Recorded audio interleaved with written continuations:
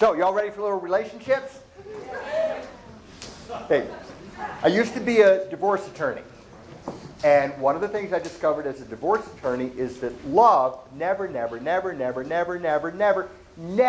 is love enough to have a relationship work.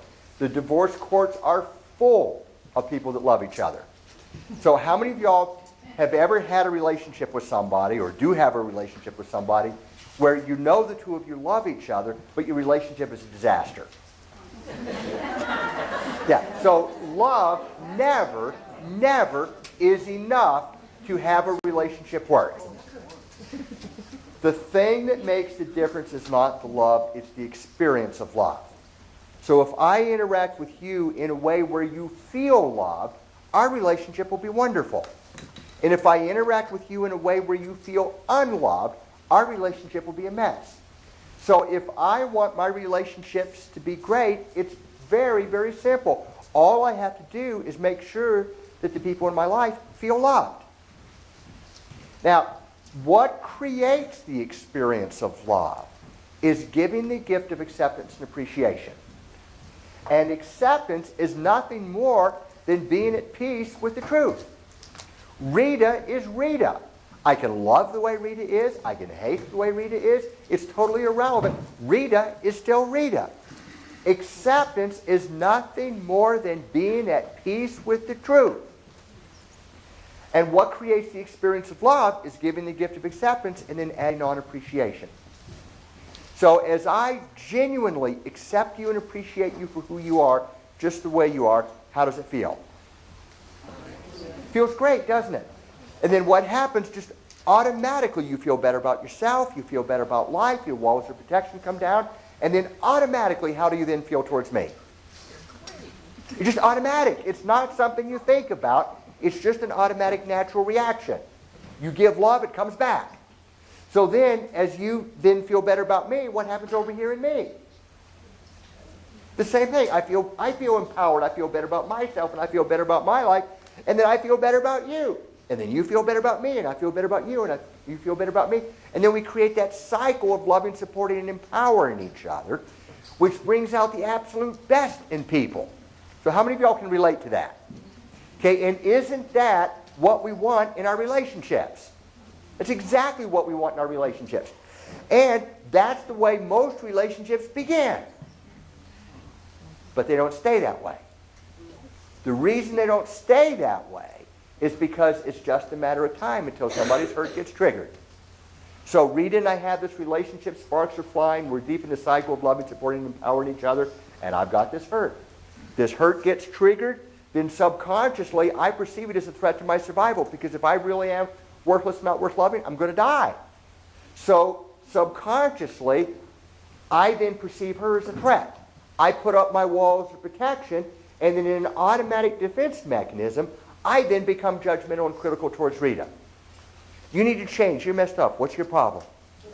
And as I give non-acceptance, as I become non-accepting towards you, judgmental, critical, or controlling, how does it feel?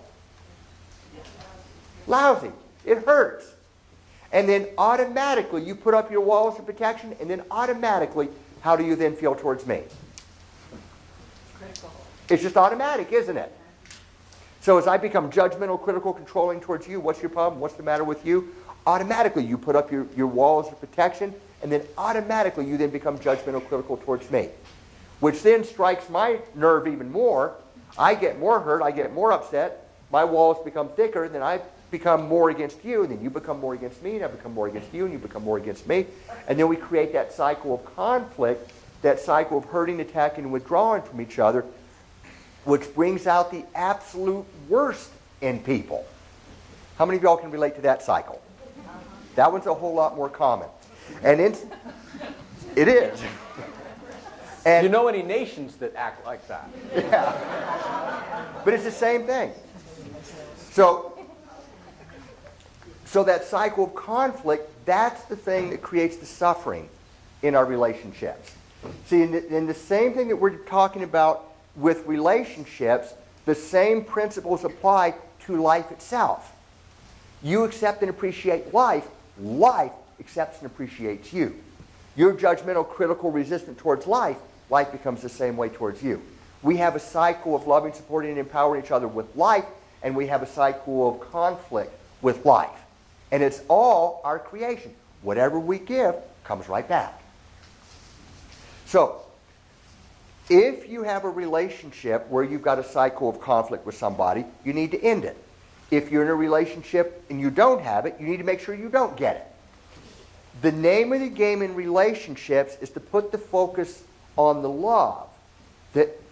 Don't worry about whether you're together or not. That's not important. What's important is to end the conflict, heal the hurt, and restore the love of one human being to another, and everything takes care of itself. The name of the game is to end the cycle of conflict, to end the cycle of conflict with the people in our lives, and to end the cycle of conflict with the areas of our life that don't work. Now, something very, very interesting about the cycle of conflict. The cycle of conflict cannot exist with only one person. It is physically impossible to have a cycle of conflict with only one person. If you've got a cycle of conflict, by definition, it's a cycle. It's back and forth, back and forth, back and forth. It's like a tennis volley. I give non-acceptance to you, you get hurt, you get upset, you give it to me. I give it to you, you give it to me, I give it to you. Back and forth, back and forth, back and forth. It takes two people to create the cycle of conflict. It only takes one person to end it. Back when I did the law practice, for the most part, all I saw was one person. All I saw was my client. Without ever seeing the other person, that's all it took to heal the relationship. Because when my client changed how he or she was towards the other person, it changed how the other person responded in return. What happens around you is just a mirror of how you're interacting with what's around you. Hello, I'm Bill Ferguson.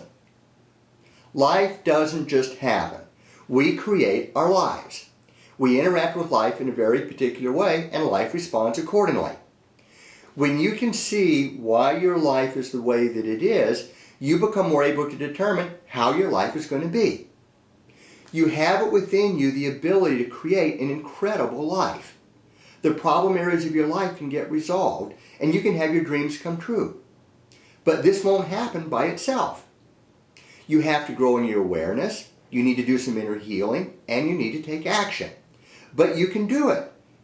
All it takes is you. But you got to know how.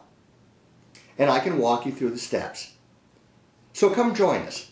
You can learn more by visiting BillFerguson.com. We'll hope to see you soon. Bye.